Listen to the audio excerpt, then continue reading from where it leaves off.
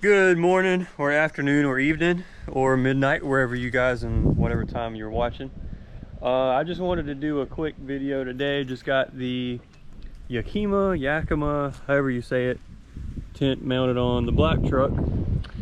Was gonna mount it on the Jeep, but I'm waiting for, I didn't just want to use the little crossbars on the roof that go into the gutters. I didn't feel like that would adequately support the weight of like me and a buddy if we were staying in it with the tent. So we have kind of the old hunting truck. It's got almost 300,000 miles on it, so we just did a simple little mount. And what I did,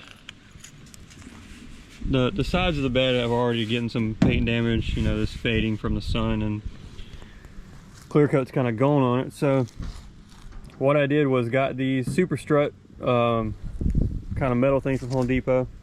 I had to get two 10-foot, I think it's 68 inches is how long I made them. So I had to get two different ones.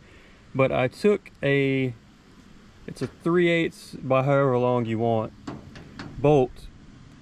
And then I have a flat washer on the bottom, kind of the reverse of this. So it's the bolt head on the bottom, up through.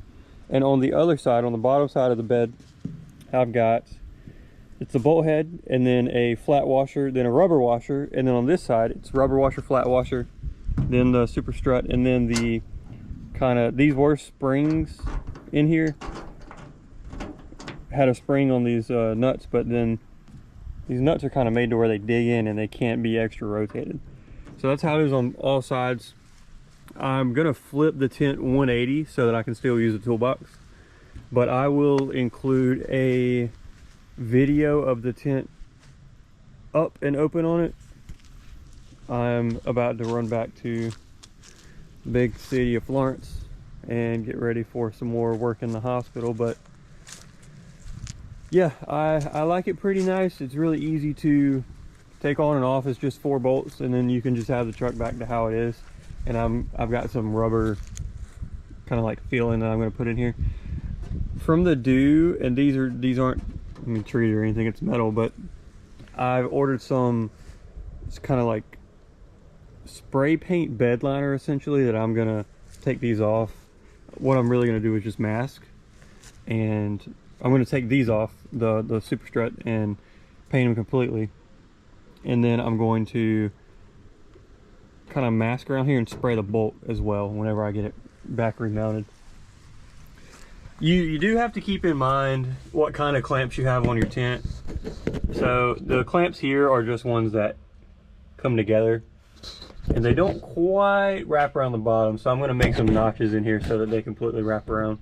Otherwise, this tent opens this way and we put the ladder down. If the ladder's not exactly perfect, these two on this side, these two over here will kind of get loosened up and lift a little bit. Though I accidentally did this, and this may not be a bad idea. I didn't know that was like that.